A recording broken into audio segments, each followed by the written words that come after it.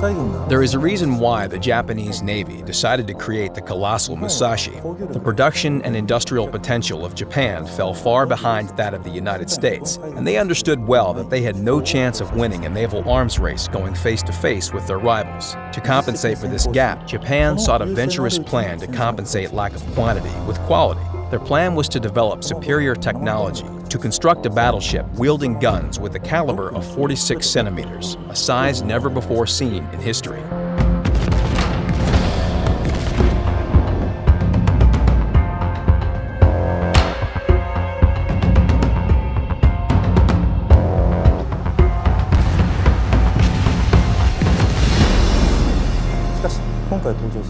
Battleship Mushashi was designed to be the world's most powerful battleship, both in name and reality. The 46-centimeter gun mounted on the Musashi was nothing short of that in both firepower and range. Ironically, the Japanese Navy's dream of naval superiority through powerful battleships was shattered by none other than themselves.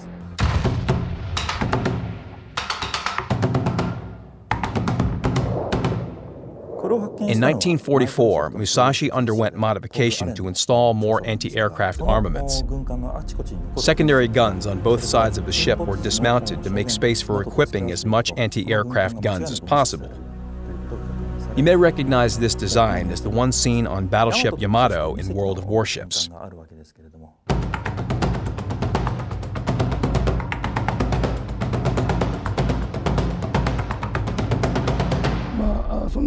I joined the Navy back in 1942.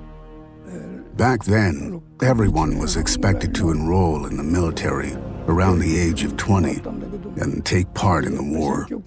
When I joined the Navy, I've heard rumors that the Japanese Navy had a colossal battleship in their disposition. Those even in the United States had not owned. Those colossuses was indeed rumors about the Yamato and Musashi. I was the only one of the graduates to be designated to the Musashi. And my assigned destination was to be a top secret. I was forbidden to inform any of my colleagues, nor my families. I've kept my silence and boarded my transport on Yokosuka to sail to the Truck Island.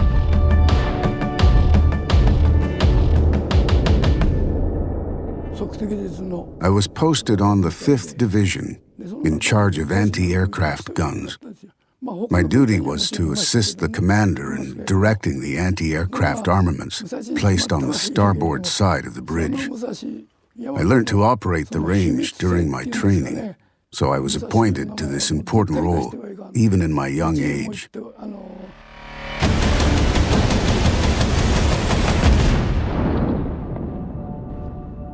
In the Battle of Leyte Gulf, my assigned post was the second best place to scan the entire ship, besides the command post. But since I was in the dead center of the bridge, it felt as if all the enemy's attacks were heading towards me. It was utterly terrifying.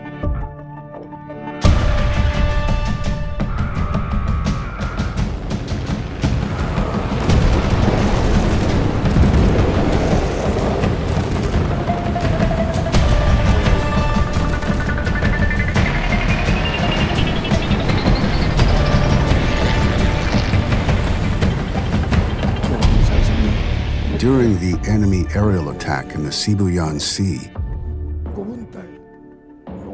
a bomb struck near the bridge and damaged the gun control device. Shortly after, a torpedo struck near the starboard side, right under my nose. I would assume this damage also cut off the auxiliary signal circuits. As a result, not a single command could be relayed to the anti-aircraft guns, where they had to be manually controlled individually.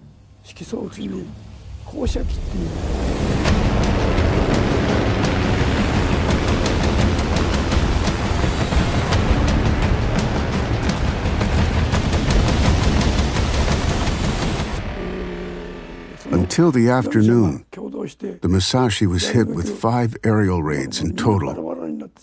The first waves of incoming enemies were few, but I could feel the enemy focusing their fire on the Musashi as her damage began to stand out. After falling behind the fleet, the attack intensified, and we felt as if several hundred planes were heading towards us.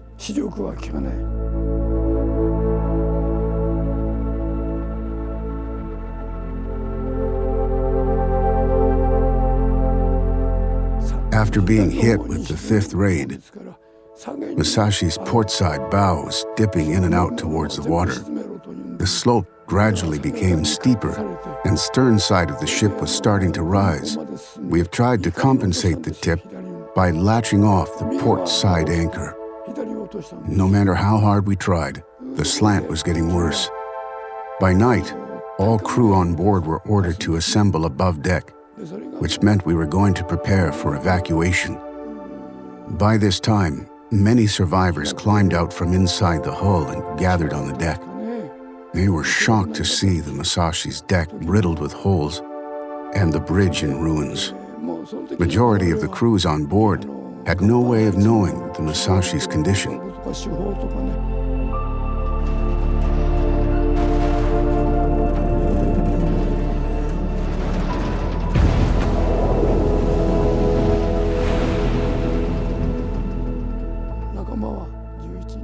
My senior officer, carrying a frightened young soldier, was the first to take the jump. Everyone else followed his lead. I was lucky enough to land on the water, but many of my comrades were not so fortunate.